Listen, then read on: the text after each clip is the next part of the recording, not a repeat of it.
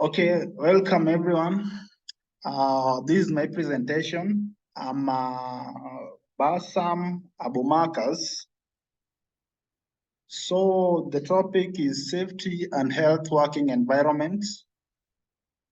Okay, for the next thing, we are going to discuss what is violence and harassment in the world of work.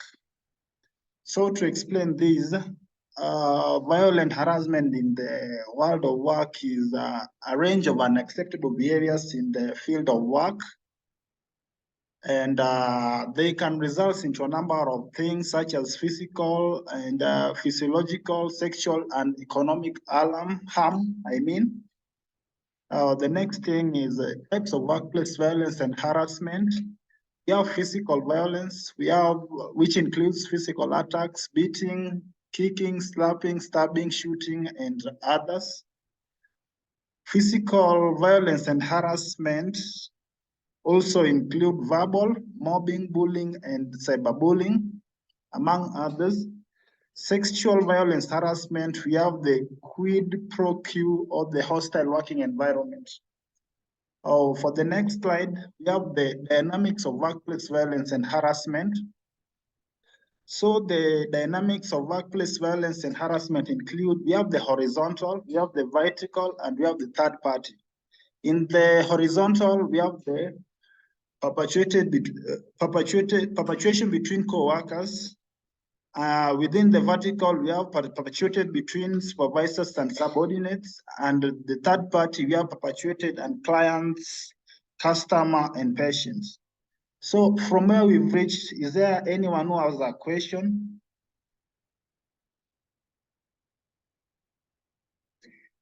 If there's no question, I don't have any question. If there's no question, we can proceed. The physiological factors associated with workplace violence and harassment.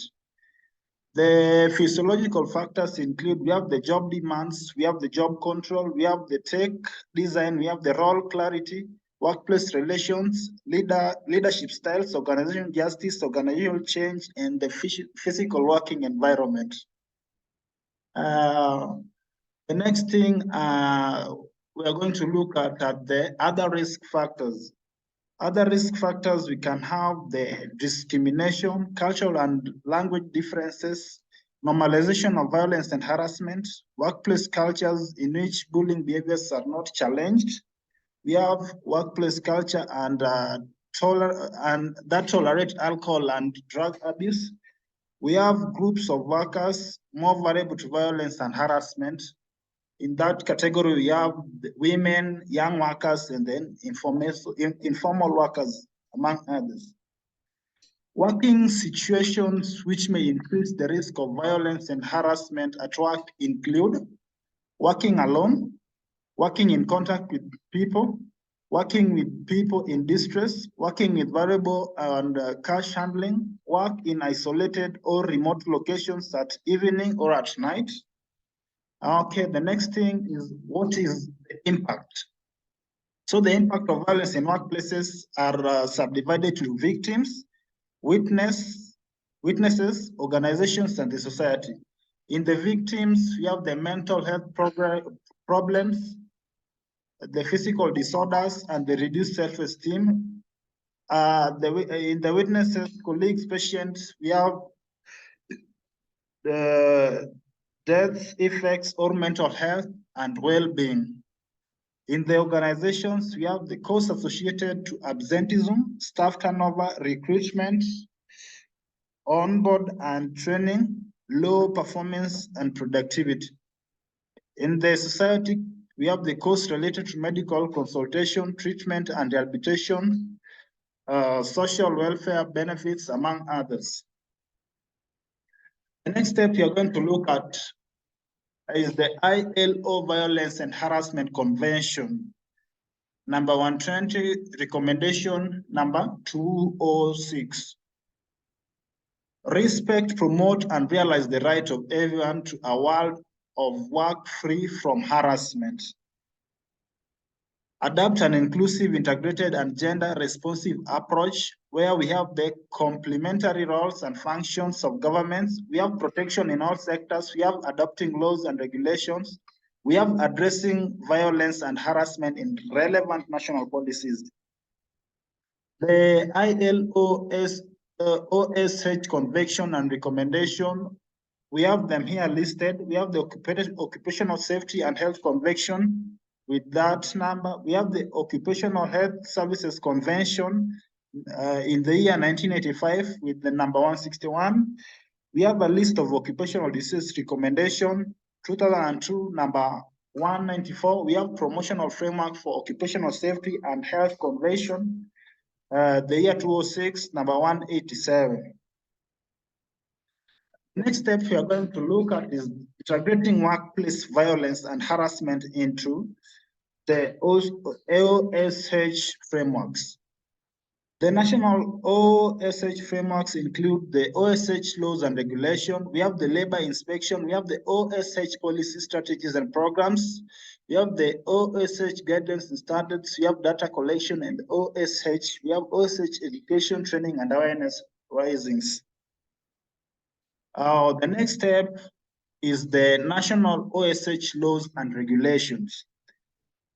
These laws, we have the employer's general duty to protect the physical and mental health of workers. We have requirements for the adoption of the OSH preventive measures. We have complaints mechanism. We have protection from retaliated and reciprocals. We have sanctions, remedies, and compensations. We have examples of national OSH-related laws addressing women violence and harassment. We have the Belgium Act on the well-being of workers, and then we have the Sweden Violence and Menaces in the Working Environment Audience. Any questions so far?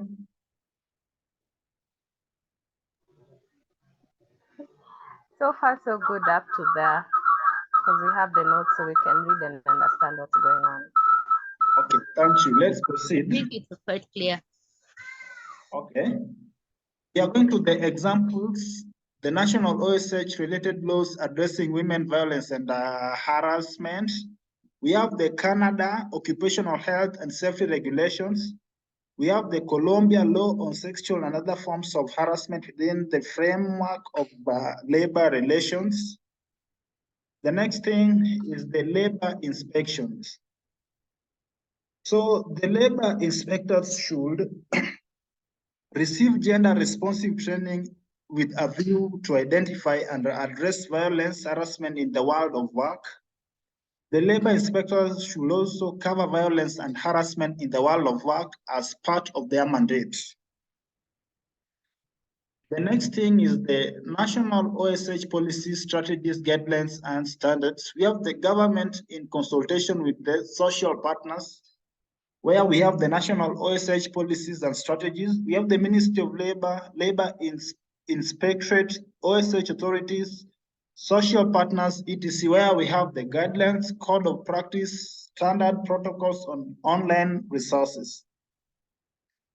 The next thing is data collection on workplace violence and harassment, where we see the member states should make efforts to collect and publish statistics on violence, harassment in the world of work, disaggregated by sex, form of violence and harassment in the sector of economic activity.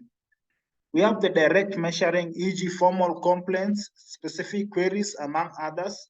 We have indirect measuring, where we have the absenteeism and sick leave, staff turnover, exit interviews, workers, and compensation claims.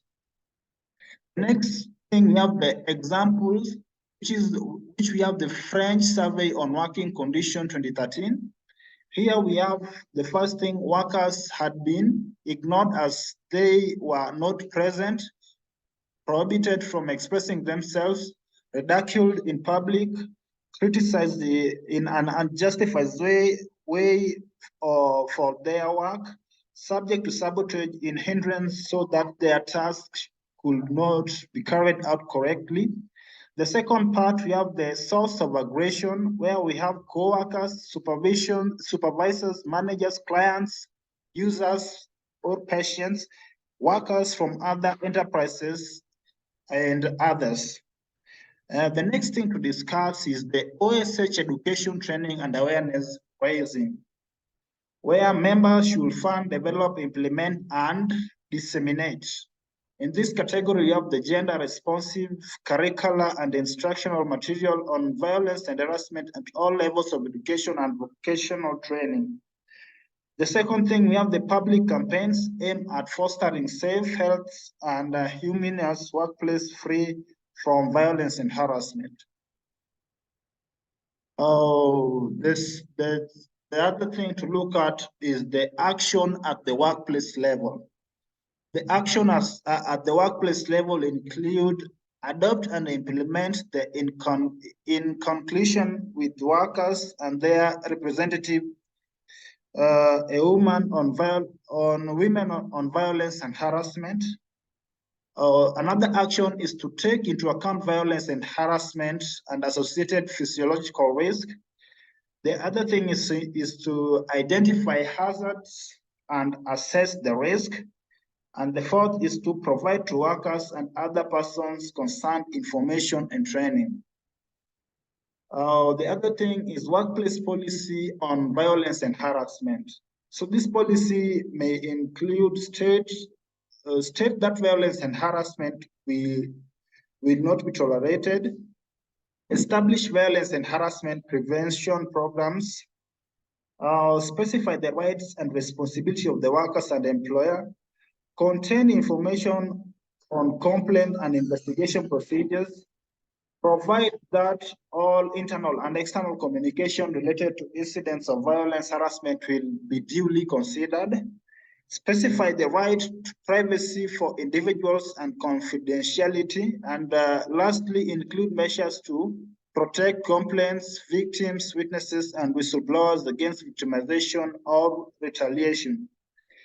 The thing to look at again is workplace policy on violence and harassment too, which include integrated into broader workplace OSH policy, developed in consultation with workers, properly communicated and easily accessible to all workers, and lastly, consistently applied.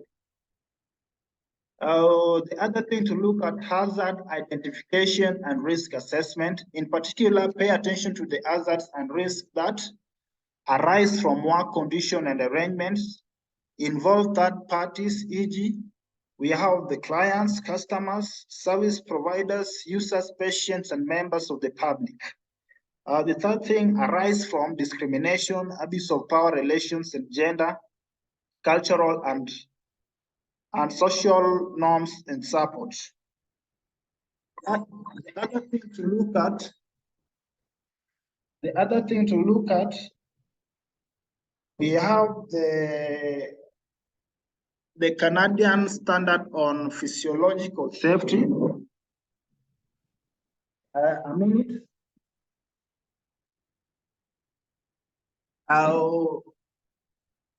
The Canadian Standard on Physical Safety in the workplace include critical events and factors to be assessed, such as the physiology support. We have the organization culture, we have clear leadership and exceptions.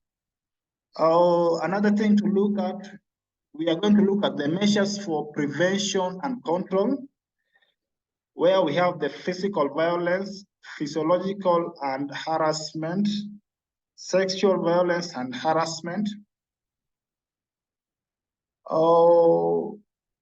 Measures for responding and minimize the effects, where we have ensure workers' right to remove themselves from work situation. We have develop and implement reporting and complaints procedures. We have provide support to victims, foresee and apply disciplinary actions. The other thing to look at, OSH training and information, where we have the concept of workplace violence and harassment, We have responsibility in preventing and responding to violence and harassment. We have procedures for reporting and complaints. We have tailored to the needs of target audience. We have training to all new perspectives. The other thing to look at, we example PAS 10-10-2011, management of physiological risk in the workplace, where the table is divided into level, primary intervention, secondary intervention, and tertiary interventions, where we have the organization, workplace, individual. The other thing to look at is what can be done to end violence and harassment in the world of workplace.